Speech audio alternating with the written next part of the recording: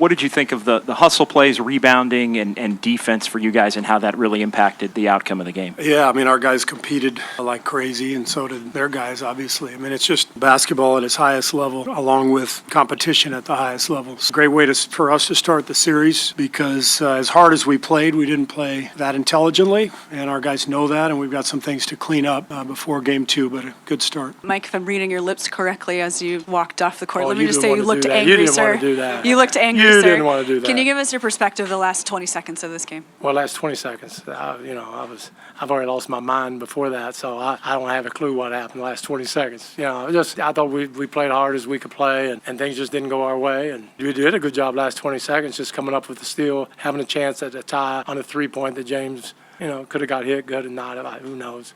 Clearly, you felt that James in particular and Chris on at least one occasion were getting fouled when they're closing out on 3. What was the response you were getting when you were discussing that with the refs? Well, I mean, the response was they just came at halftime and said they missed it. That's what they told me. So they missed 4 of them. That's 12 foul shots. So be it. I mean, they're trying to do the best they can do.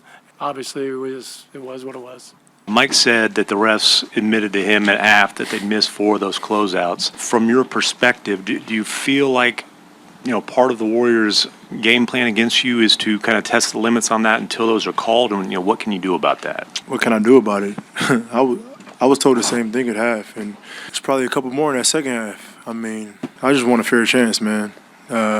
Call the game how it's supposed to be called, and that's it. And I'll live with the results. But especially we all know what happened a few years back with Kawhi. Like, that can change the entire series. Just call the game how it's supposed to be called, and we'll live with the results. And it's plain and simple. It's an emotional game. So to shoot a 3, yell, and 1, get a tech, it's tough. But I got to be smarter because that don't do nothing but hurt our team. Chris, what happened with the official there at the end? Looked like there might have been some contact. Not sure if that was inadvertent. I don't know yet.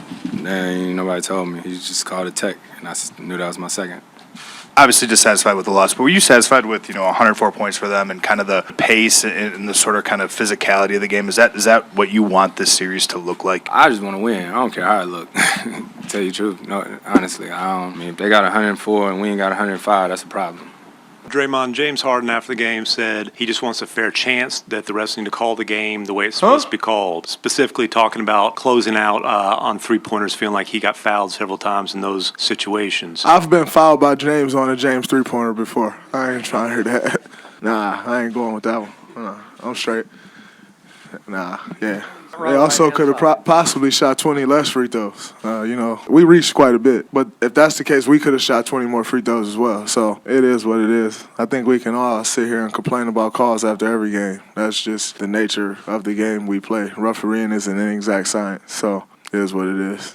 It's been kind of a hard thing for you to kind of get your gain momentum and kind of get stability as far as your game goes. How gratifying was it to hit that dagger of a 3 at the end of the game? Just gotta make plays when the moment is calling for it. So my reaction was I just needed one go down, and it's obviously a big one. So thankfully I hit it, gave us a little cushion, and we were able to win the game. So James Harden shoot 9 for 28 from 9, and he got 3 times 24 seconds violation. So what's the key to the defense? He's an amazing player, and he's always on the attack, and got to be aware of every possession where he's at. And we obviously need that first line of defense, whoever's guarding him, to try to make it tough on him. But at the end of the day, it's all 5 guys being on the string and being able to help and recover out the shooters and things like that. And understanding how much he has the ball in his hands is tough. The best thing we can do is just, again, not foul unnecessarily. Just, again, make him take tough shots. And next game, it could be the same defensive intensity. He can make a couple more, but the approach has to be the same. The attention to detail and awareness, all 5 guys, and it's a long series, so you just got to try to wear on him as much as possible. There's a lot of noise coming out of Houston. They felt like they got fouled on a lot of threes tonight. What's the challenge of defending them? I think James is really good at getting a nice step back, getting some space, and so I think our guys tonight did a solid job of not lunging towards them. Just getting a hand on the contest, and we try not to focus on what the refs are going to call. And we know that's what James does, is he gives you a nice little move, give you some space, he gets some space, create space for himself, and then knock that and shoot that 3. So we just got to contest the shot without fouling.